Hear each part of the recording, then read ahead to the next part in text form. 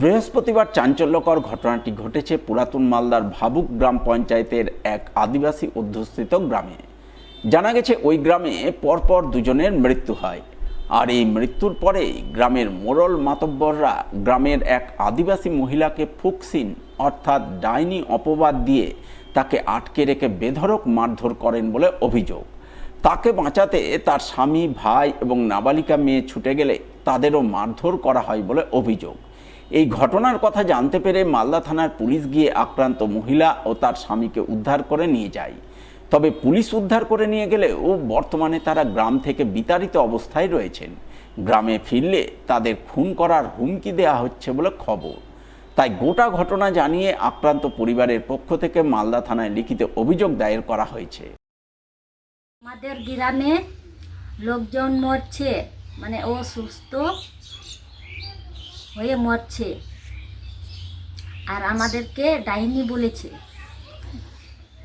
বলেছে ও যাওয়া আসা করছি, তো আমাকে ওই মানে আমার কে বলছে ওই খাইছি ওরা প্রসেনজিৎ হেমব্রম, সোনালী মুর্মু, তারপরে প্রসেনজিতের স্বামী স্ত্রী শ্যামল হেমব্রম কি ডাইনি বলছে, তো বলে মানুষকে আমি খাইয়ে নিয়েছি।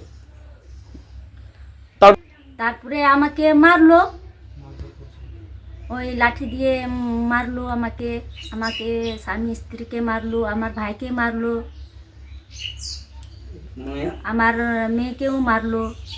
তো মেরে ফেলে দেব, আর এই গ্রামে তো ভিড়তেও দিব না। নাই এখন কোথায় আছেন? আমার বাবার বাড়িতে আছে। কেন? তো এখন গেলে তো আবার মারবে নাকি,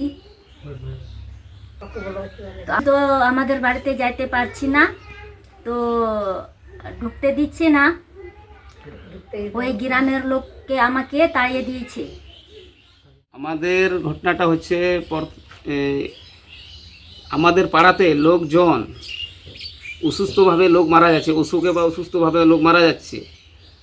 আর মারা যাওয়ার পরে লোকজন আমাদেরকে যে সন্দেহ বা ওরা মনে ভাবছে এরা একটা ডাইনি ফুকসিনভাবে আমাদেরকে সন্দেহজনক করে আমাদেরকে বলে এবার আমরা যখন বাড়ির আশেপাশে রাস্তার ওটা দিয়ে আমরা যাওয়া আসা করি, তখন ওই রাস্তাতে যাওয়ার সময় আমার বউকে বলে তুমি ডাইনি ফুকসিন, তোমার জন্য লোকজন মরছে পাড়ার সব, এইভাবে বলে ওকে ওই রাস্তার সাইড থেকে ওকে ধরে এনে তার বাড়ির পাশে মারধর করা হয়। তারপর ওকে বাঁচাতে গিয়ে আমাকেও প্রচুর মারধর দেয়। তারপর আমার শালা যায় আমার পিছে, তাকেও প্রচুর মারধর দেয়। তারপরে আমার বড় মেয়ে আসে, ওকেও খুব মার দেয়।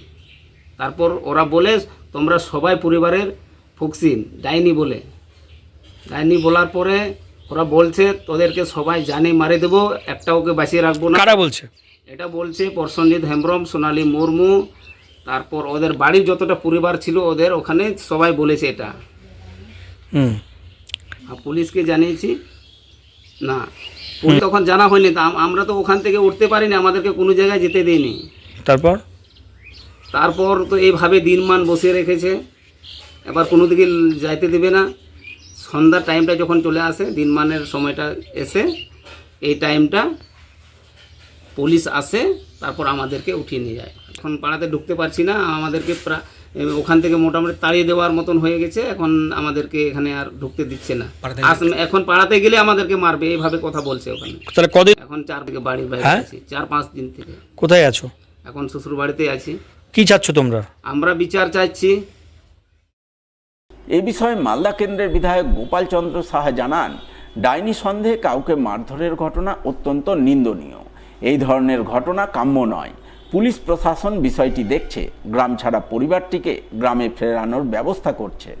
ডাইনি যে অপবাদ বা ডাইনি যে প্রথা, এটা তো বাঞ্ছনীয় নয়। এখন অনেক ভারতবর্ষে এগিয়েছে, বাংলার মানুষ অনেকটা সচেতন হয়েছে, আদিবাসীটা অনেক শিক্ষিত হচ্ছে, পড়াশোনা করছে তারা, কিন্তু এটা এই যে ধারণাটা, এটা আমাদের কাছে বাঞ্ছনীয় নয়। সেই জন্য আমাদের তরফ থেকে আরও অ্যাওয়ারনেস বাড়াতে হবে, এটাই মনে করি। আর বাড়ি ফেরানোর জন্য যা কিছু করার সেটা আমরা করবো এবং প্রশাসনও সেই ব্যাপারে উদ্যোগী হচ্ছে।